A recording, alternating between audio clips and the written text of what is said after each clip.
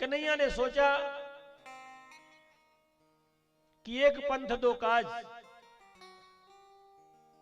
कुरुवंश का जो सूर्य है अस्ताचल की ओर है, पितामह भीष्म का महाप्रयाण होने वाला है, क्यों ना उनके पास चला जाए। मेरे दर्शन की प्रतीक्षा रत है पितामह भीष्म, तुम्हें दर्शन भी हो जाएगा और पांडवों को कुछ ज्ञान भी मिल जाएगा। पांडवों को लेकर के, साथ में द्रौपदी को भी लेकर के, और कुरुक्षेत्र की भूमि पर जहां सरसैया में पितामह भीष्म 54 दिन से पड़े हैं वहीं पहुंच गए।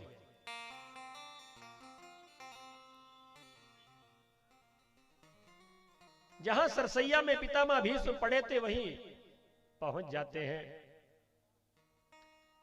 और दूर से पितामह भीष्म बाणों की सैया में पड़े पड़े देखते हैं कि श्री कृष्ण का रथ मेरी ओर ही चला आ रहा है।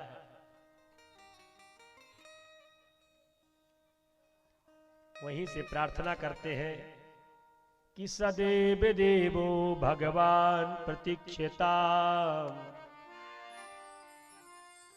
सदैव देवो भगवान प्रतीक्षेता, कलेबरम में यदिनो हीनोम्यहम्।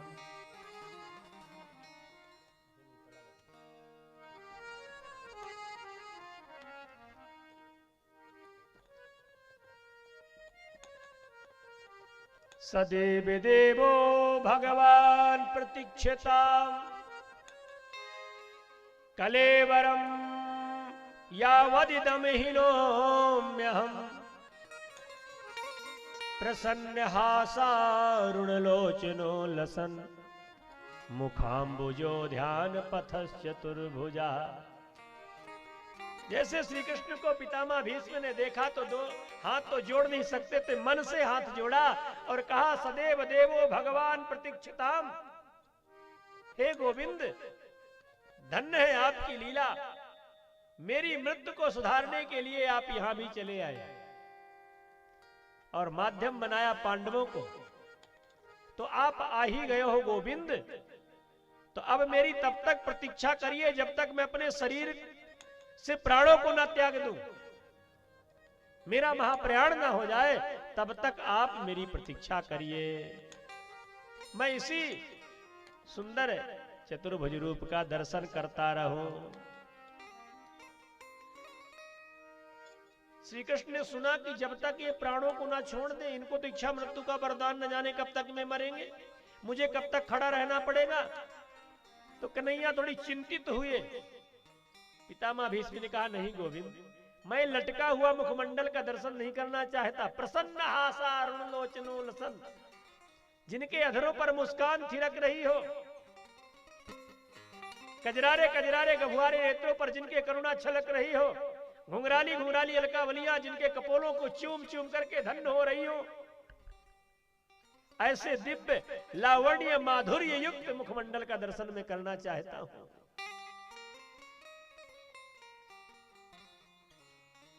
जिनके मुस्कुराने पर अनार के दाने जैसे दंतावलियां दिख जाती और मोती जैसे दांत चमक जाते हैं, बिंबा फल के समान जिनके लाल लाल अधरोष्ट है, उभरे हुए कपोल है, सुक्के जैसी जिनकी नासिका है, ऐसे मुखमंडल का मैं दर्शन करना चाहता हूं गोविंद। प्रसन्न हासारुणलोचनो लसन, मुखाम्बुजो ध्यान पथश्चतुर्भुजा। कन्हैया ने कहा ठीक है, पर हे पितामह, ये पांडव कुछ आपसे प्रार्थना करना चाहते हैं, कुछ आपसे ज्ञान लेना चाहते हैं। और युधिष्ठिर ने जब प्रश्न किया हाथ जोड़कर कि हे प्रभु, हे पितामह, मुझे कुछ उपदेश करें। दान धर्मान राज धर्मान मोक्ष धर्मान विभागशः, स्त्री धर्मान भगवत धर्मान समासव व्यास योगता। पितामह भीष्म ने दान की महिमा बताई, राजा का धर्म बताया कि राजा को कैसे होना चाहिए। राजा वह है जो प्राणों की बाजी लगा करके भी प्रजा की रक्षा करे, प्रजा का पुत्रवत पालन करे, मोक्ष की गति बताया, मोक्ष धर्म बताया। ये सभी धर्मों का निरूपण कर रहे थे, तब तक द्रौपदी खिलखिला के हंस पड़ी, बीच में ही हंस पड़ी। जब पितामह भीष्म ने बताया कि राजा को चाहिए कि वो अधर्म का साथ कभी न करे, अधर्म का साथ न दे, धर्म की रक्षा के लिए प्राणों की बलि चढ़ा दे, तो द्रौपदी हंस पड़ी। और जब द्रौपदी हंस पड़ी तो पितामह भीष्म ने कहा, बेटी क्या बात है, इतना गंभीर प्रसंग चल रहा था और तुमने हंस दिया। द्रौपदी ने मुंह में हाथ लगा लिया, दादाजी गलती हो गई, क्षमा करें। कहा, नहीं बेटी, बात क्षमा की नहीं है, बात क्षमा की नहीं है। जो बड़े घर की देवियां होती हैं, बड़ी घर की बहुएं होती हैं, अकारण नहीं हंसती कि जहां मन पड़े वहीं हंसने लग जाए। तुम्हें इस हंसी का कारण बताना होगा कि तुमने इतने गंभीर प्रसंग में, जहां इतने श्रेष्ठ श्रेष्ठ लोग खड़े हो, और तुमने हंस दिया। इस कुंठा को लेकर मैं मरना नहीं चाहता, तुम्हें बताना होगा। तब द्रौपदी ने कहा, दादाजी क्षमा करें, आज तो आप बड़ी लंबी लंबी धर्म की व्याख्या कर रहे हो, धर्म के नियम बता रहे हो। उस दिन ये ज्ञान, उस दिन ये धर्म कहां चला गया था जिस समय दुशासन मेरी साड़ी को खींच रहा था? उस सभा में आप भी तो बैठे थे, और शायद यदि आप अपनी निगाहों को ऊंचा कर देते तो दुशासन की बाजू में ताकत नहीं थी कि मेरी साड़ी का स्पर्श कर देता।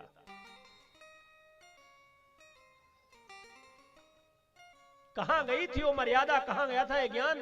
पितामह भीष्म ने कहा, बेटी मुझे क्षमा कर दो। हिलकियां मार करके पितामह भीष्म आज रो पड़े। पितामह भीष्म ने कहा, बेटी द्रौपदी, मैं तेरी बातों से सहमत हूं, पर करूं क्या? मैं वचनों से बंधा था, मेरे रग रग में दुर्योधन का दूषित अन्न समाहित था, और शास्त्र कहते हैं कि याद से भक्षे चान्नम बुद्धिर भवति तादृशी। जीव जैसे अन्न का सेवन करता है वैसी उसकी बुद्धि होती है, जैसे पीबे पानी वैसे बोले बानी। हम जैसा अन्न खाएंगे, ये चोरी का अन्न हमने सेवन किया है तो हमारी वृत्ति चोरी की होगी। इसीलिए जब रसोई बने तो माताओं को बहुत प्रसन्न चित्त से बनाना चाहिए, बड़े पवित्र भाव से। फिर जब उस अन्न का सेवन कोई व्यक्ति करता है तो उसका भी मन वैसे ही होता है जिस मन से वो भोजन का निर्माण हुआ है।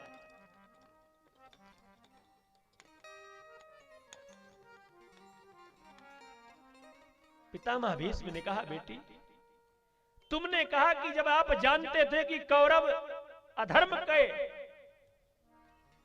स्वरूप है और धर्म के स्वरूप पांडव है, फिर आपने अधर्म का साथ क्यों किया, साथ क्यों दिया? पितामह भीष्म ने कहा, बेटी इसमें भी रहस्य है,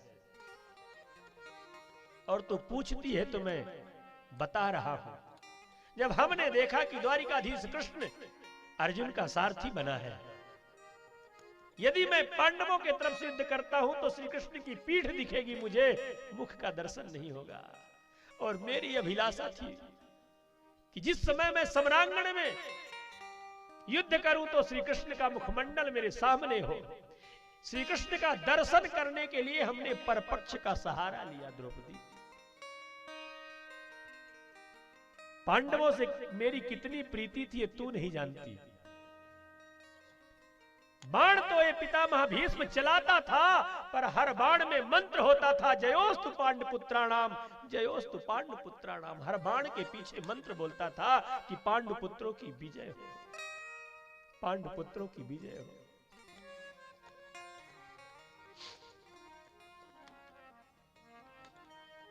इतना कहते कहते पितामह भीष्म का कंठ अवरुद्ध हो गया, आंखों से अश्रुपात होने लगे। पितामह भीष्म ने कहा, गोविंद, अर्जुन के बाणों से आज मेरा वह दूषित रक्त बूंद बूंद कह करके बह चुका है, बूंद बूंद बह चुका है। अब जो भी बचा है बिल्कुल निर्मल। अब मेरे अंदर कोई कामना नहीं है, बस एक कामना और पूरी कर दो गोविंद। कौन सी कामना है पितामह? पितामह भीष्म ने कहा कि मेरे जीवन में एक बेटी है और मैं चाहता हूं कि उस मेरी बेटी का ब्याह आपके चरण कमलों के साथ हो जाए। द्वारिकाधीश कृष्ण ने कहा, बेटी? अरे आप तो आजीवन ब्रह्मचारी हो, फिर बेटी कहां से आ गई? पितामह भीष्म ने कहा, है।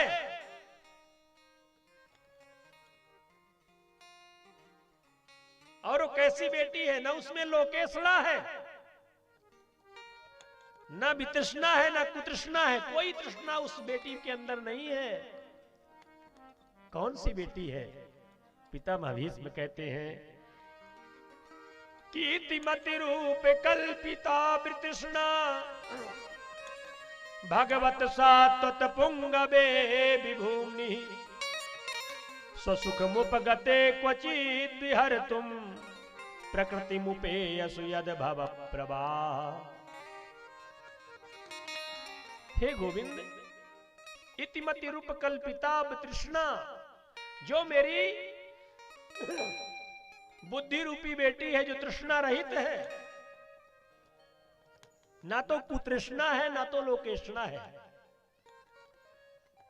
ऐसी मेरी बुद्धि रूपी बेटी का ब्याह मैं चाहता हूं कि आपके साथ हो जाए। जब कोई भी जीव अपनी बुद्धि का ब्याह भगवान के चरण कमलों से कर देता है तो उसका जीवन धन्य हो जाता है, उसकी बुद्धि सुधर जाती है। तो कन्हैया ने कहा, किसी और के साथ कर दो उस बेटी का ब्याह, क्या मैं ही बर हूं? कहा, हां गोविंद, हर पिता चाहता है कि मेरी बेटी को सुंदर बर मिले। त्रिभुवन कमनम तमाल वर्णम रविकर गौर बराम्बरम दधाने बपुरलक कुलाव्रतान नाब्जम विजय सखेर तिरस्तु मेन वद्या। पितामह भीष्म कह रहे हैं कि संसार में आपसे सुंदर कोई नहीं है, आप तो त्रिभुवन कमनीय है। हर जीव आपको पाना चाहता है, आपका स्वरूप त्रिभुवन कमनीय है। त्रिभुवन कवनम तमाल वर्णम, तमाल के समान आपका वर्ण है, और आपके पड़े कंधे में पीतांबर में जिस समय सूर्य की रोशनी पड़ती है तो यह बिजली जैसा चमक जाता है। रविकर गौर बरम्बरम दधाने बपुरलक कुलाव्रतान नावजम, घुंघराली घुंघराली अलकावलियों से घिरा हुआ आपका मुखमंडल ऐसा लग रहा जैसे करोड़ों बादलों से घिरा हुआ सूर्य हो। मुझे विजय श्री दिलाने वाले हे श्री कृष्ण, आपकी जय हो। हे गोविंद, आज मुझे वो दिन याद आ रहा है। पितामह भीष्म कह रहे हैं कि हे गोविंद, आज मुझे वो दिन आ रहा कि स्वनिगमम प्रहाय मत प्रतिज्ञा, आपने मेरी प्रतिज्ञा को सफल बनाने के लिए अपनी प्रतिज्ञा तोड़ दी।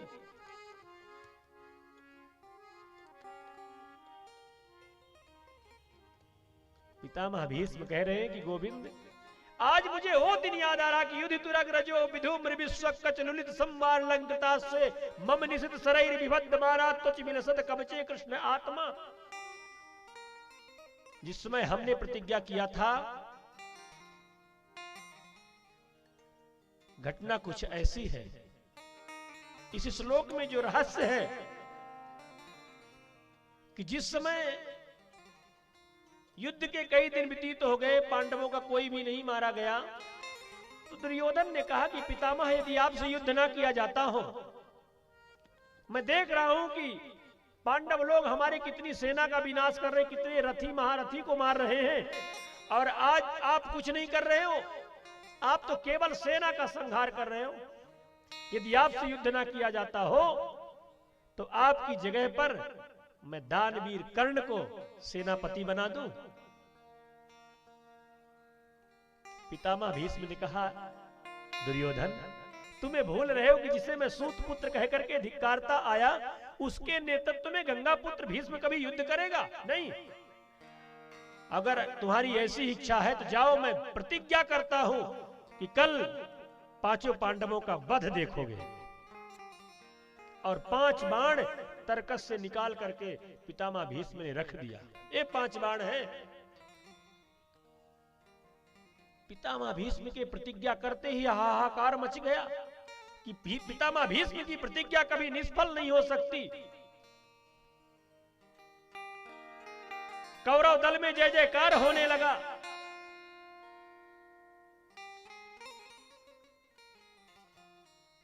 रात्रि हुई, कौरवों की सेना सज रही थी, पर पांडव घर्राटा मार के सो रहे थे। कल मृत्यु है पांचों पांडवों का, पांचों पांडवों की कल मृत्यु है और पांडव घर्राटा मार के सो रहे हैं। भला सोचो, कोई कह दे, कोई पंडित आपकी हस्तरेखा देख के कि कल आपके साथ ऐसी दुर्घटना होनी है, आपको रात्रि में नींद आएगी? ईमानदारी से बताना, नहीं आएगी। पर बाहर पांडवों का समर्पण, पितामह जैसे योद्धा की प्रतिज्ञा, कल पांचों पांडवों का वध मेरे हाथों से होगा। और पांडव घर्राटा मारकर सो रहे थे शिविर में। कन्हैया ने देखा, सोने वाला तो सो रहा था, पर मेरे गोविंद को नींद नहीं आ रही थी। सोए थे सब लोग नगर के, पर जिसको चिंता यार की वो कहां से सोए। पांडव तो सो रहे थे, पर चिंता करने वाला तो जग रहा था। सोते हुए पांडवों के शिविर में श्री कृष्ण गए, कभी अर्जुन का मुख देखते, कभी युधिष्ठिर का मुख देखते। बाहर है अर्जुन, तेरे समर्पण को धन्यवाद है कि तेरी मृत्यु तेरे सर पर मंडरा रही है और तू निश्चिंत होकर सो रहा है। और जब कोई भी जीव अपने इष्ट के प्रति इतना समर्पित हो जाता है, तो फिर योग क्षेमम वहां में हम, गीता में भगवान श्री कृष्ण ने कहा है कि फिर योग क्षेम की जिम्मेवारी मेरी हो जाती है।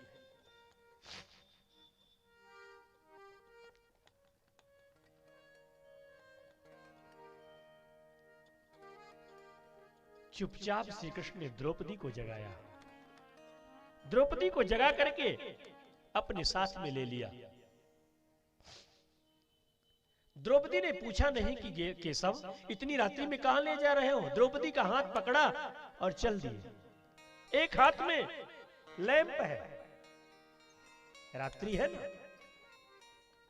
रक्त रंजित धरती है, खून से लथपथ कुरुक्षेत्र की भूमि में द्रौपदी जा रही है।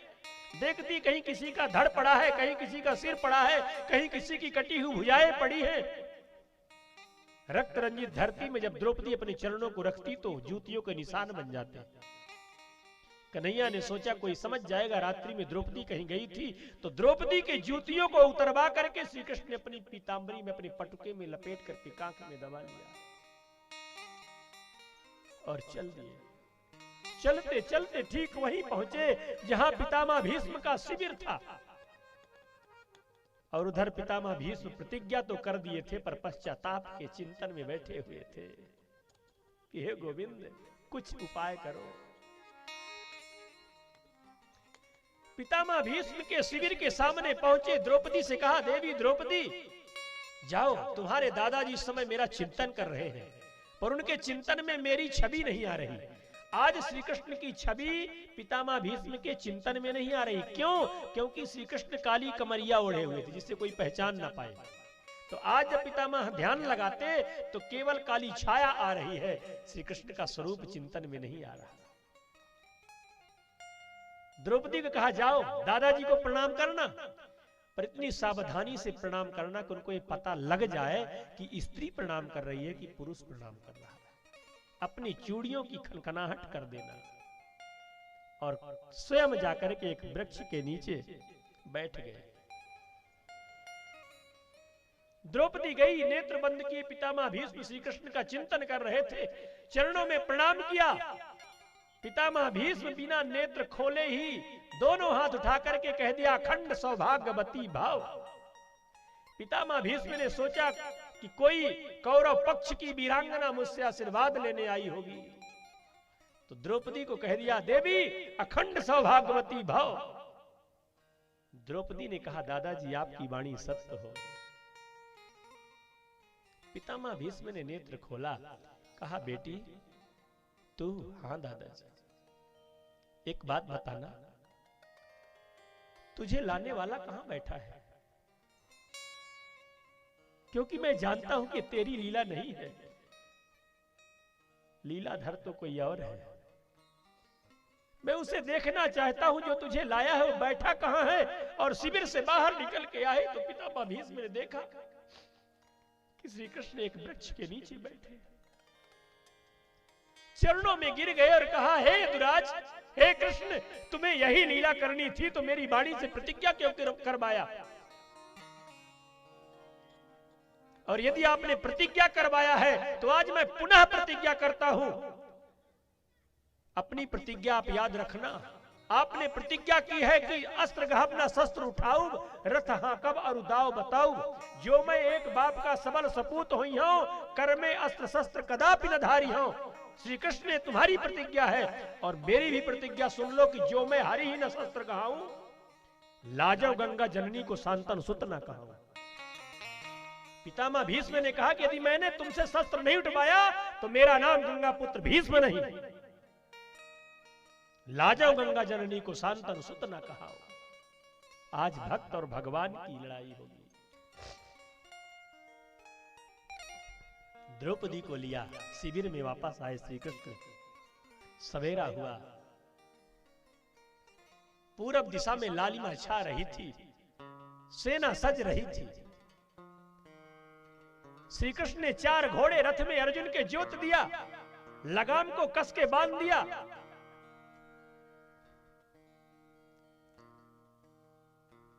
और अर्जुन से कहा, अर्जुन आज अपने तरकस को कस के बांध लेना, क्योंकि आज तुम्हें पितामह भीष्म से युद्ध करना है। अर्जुन को भी अभिमान था अपने गांडीव का। कहा, केशव आप तो रथ चलाओ, युद्ध तो हमें करना है। सारथी बने श्री कृष्ण बैठे हैं, घोड़ों को चाबुक लगाया, घोड़े हिनहिनाते हुए आगे की ओर बढ़े। और जैसे समर भूमि में, कुरुक्षेत्र की भूमि में अर्जुन का रथ पहुंचा, कन्हैया ने कहा, अर्जुन दृष्टि आगे दौड़ाओ, देख लो, देखो पितामह भीष्म का रथ आ रहा है। पर आज रथ की चाल बदली है। इतने वेग से पितामह भीष्म का रथ दौड़ रहा था कि घोड़ों के टाप से उड़ने वाली धूल पीछे न गिर करके आगे की ओर गिर रही थी। गगन मंडल में रथ की ध्वजा फहरा रही थी, सफेद दाढ़ी नाभि तक लटक रही थी, सफेद उत्तरी वस्त्र पवन के झकोरों में लहरा रहा था। धूल ही धूल दिखाई पड़ रही थी। दोनों का आमना सामना हुआ। पितामह भीष्म ने कहा, अर्जुन सावधान। जब तक अर्जुन तरकस से बाण निकालते तब तक पितामह भीष्म ने बाणों की बौछार कर दी।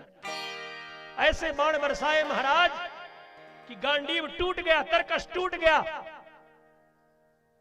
रथ टूट जाता है। अर्जुन के अंगों में बाण तो चुभे ही, श्री कृष्ण के सीने में भी 2 बाण लग जाते हैं और श्री कृष्ण के वक्षस्थल से रक्त की धारा स्रवित होने लगती है। श्री कृष्ण को लोहूलुहान देख करके अर्जुन विचलित हो जाते हैं, पृथ्वी कांप जाती है। पितामह भीष्म बाणों की वर्षा बंद नहीं करते। ऐसा लग रहा था मानो अर्जुन के प्राण ले लेंगे। और जब अर्जुन की ऐसी दशा को श्री कृष्ण ने देखा तो रहा नहीं गया, तुरंत रथ का पहिया उठाया और दौड़ पड़े। जैसे रथ का पहिया उठा करके श्री कृष्ण दौड़े, उसी क्षण पितामह भीष्म ने धनुष और बाण को रख दिया, हाथ जोड़ लिया। और जैसे हाथ जोड़ा तो श्री कृष्ण भी वापस चल दिए। पितामह भीष्म ने कहा, देख लो इस नपुंसक को, इसे शर्म नहीं आती अपनी प्रतिज्ञा तोड़ते हुए। श्री कृष्ण ने कहा, पितामह, कोई कहे पृथ्वी पाषाणहु ते प्रकट हो, तो कोई कहे नंदे यशोदा के कुमार है। जाके एक बाप हो बचावे अपनो लाज सोई, मेरे कौन लाज, मेरे बाप तो 1000 है। श्री कृष्ण ने कहा, पितामह, जिसके एक पिता हो अपनी लज्जा को मरे, हमारे तो न जाने कितने पिता हैं।